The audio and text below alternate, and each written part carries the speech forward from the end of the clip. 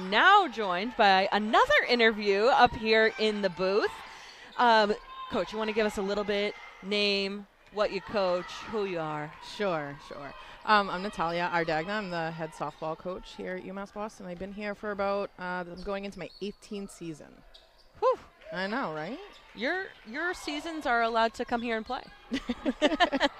Yes, that is correct. Yep. So in those 18 years, not only here at UMass Boston, but of course throughout your career, how have you seen the sport grow and evolve? I think there's just a lot more enthusiasm. The youth programs are growing. It's starting more from the ground up, and so we're seeing, the level of talent kind of grow as it gets to the collegiate level. And I think, as time has gone on, college players are coming in more and more skilled, and there's less development and more fine-tuning versus, kind of building it from the ground up. Absolutely. I remember my dad desperately searching to find a pitching coach for me because it just wasn't something that existed. I went to baseball hitting clinics because there wasn't any sort of softball hitting clinics, but that's all changed, or a lot of it has changed now, at least for the youth sports. Is that something you're seeing? Yeah, for sure. I mean, it's becoming much more accessible, and I think that's the key to growing really any sport is making it accessible for, not just the predominant demographic that is that the sport is used to, but just extending it and really broadening that reach. And I mean, just looking at even the higher levels of collegiate softball, I mean, how incredible is the College Women's World Series and just the amount of eyes that are tuning in to women's sports on television at a network level. Yeah, it's definitely helping the interest, and it's definitely helping grow the sport at all the levels. And our even though we play Division III, we're following all divisions, we're following all levels, and I think vice versa. I think, the Division I levels are also, watching all different divisions and just kind of just supporting throughout the sport versus just kind of staying siloed in your own division. Absolutely, and just having that access as well. These games like this weren't streamed 10, 15 years ago. To have this kind of broadcast, we just didn't have that capability. So even more eyeballs can be on, not only this basketball game, but softball and all throughout campus. What have you seen from your young women on your team as far as the development they grow throughout their time as a beacon and how they're prepared to enter into the professional world?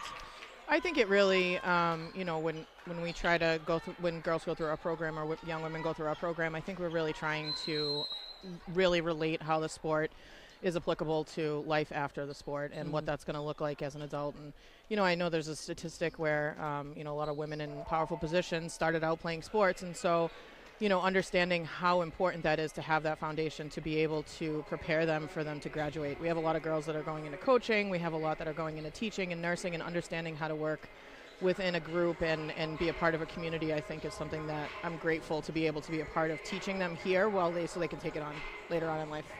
That's one thing I say, at least in my professional career, is what I learned in college athletics is how to take constructive criticism. Mm-hmm. So many people struggle with that. It's true, but you have that game tape review. You have those conversations between coach and athlete, and you talk through things and they get better, and that's a real skill for them to take out into the real world. Yeah, for sure.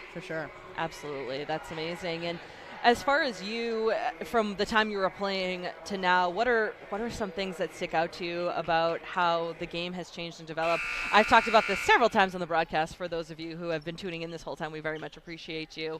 When I was playing, there was no girls' or women's basketball shoes. There was only men's. Mm-hmm. So to see now to where the apparel lines have gone and the access that you have to even clothes that fit you, how much different that is. Have you seen anything like that in softball? Oh, yeah, a tremendous amount. I mean, the amount of equity, that I've seen and the amount of growth that we have, done here at UMass Boston is, nice play. Nice play. The amount of growth that we've had at UMass Boston, just having New Balance involved, they came in and they did a study and asked our girls about what they would prefer when they're competing and what the cleat really kind of needs, and just to be able to give that feedback and to have a company as large as New Balance be interested in developing the sport and equipment that properly fits our women to play that sport, I think is huge. So great developments in that area. New Balance with a huge facility here in the Boston area and supporting the Beacons just this year. Big partnership that came through there. So very excited to have them as a part of the Beacons athletics family, if you will. And then looking at this athletic department as a whole, your leadership is stacked with women in power. You have a female athletic director, deputy athletic director, you have an associate athletic director, all women. What is that like for you to see how much that's changed and evolved even in the 18 years that you've been here? I mean, we've always been fortunate to be, or at least I have been in my career, to be surrounded by women in a position of power and leadership positions, and I think that has really continued and grown as a trend here, just in athletics in general, not just here at UMass Boston, but I think, if we're asking people to give equity into sports and women's sports, we have to have, representation. And so I think it's great to be able to work for a department, that has strong women leadership. Listen, I don't think you're allowed to leave this booth because these beacons are on a roll right now. They've been looking so good since you've joined the broadcast. Huge for this team, both of these teams, towards the bottom of the LEC play, and definitely needing a win just to cement all the hard work that they've put in. What have you seen even in the conferences, the LEC and the other Division III conferences, with just how tough the competition has gotten because so many people are interested in athletics? Yeah, I think the competition, especially in the LEC, has always been strong, but I think that the reason why it's remained at such a high level is because we do have a conference that supports the growth of women's sports and making sure that, we're feeding into that and making sure that we're providing equity and, Title IX and all of those things. And I think that's extremely important, especially here in our region, to be able to be as competitive as we are with all of the Division III schools within our area, and to definitely compete for championships each year is a pretty big accomplishment. And we are so lucky in New England to have so many schools and so many opportunities to play.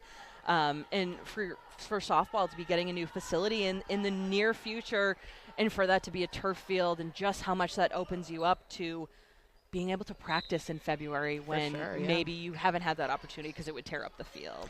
Yeah, no, we've been inside. We've been practicing indoors, and hopefully with the addition of the new facility, I mean, we're super stoked about it, getting everyone to be able to go outside in a turf field, to not worry so much about the ground freezing, to be able to have lights, to be able to, just kind of function at a high level and, have people come to our home and see how much effort and support that they're willing to put into women's sports is pretty remarkable. So we're really excited about it. And facilities really does matter when it comes to recruiting and keeping the program successful and continuing on with all of that. So very excited to see that come. I know we still have some time before that opens up, but definitely excited for all of you ladies over in softball to see that facility come to life, because, we got to invest in women's sports, right? Yes, we sure do. Invest in women's sports for sure. Wonderful. Coach, thank you so much for your time.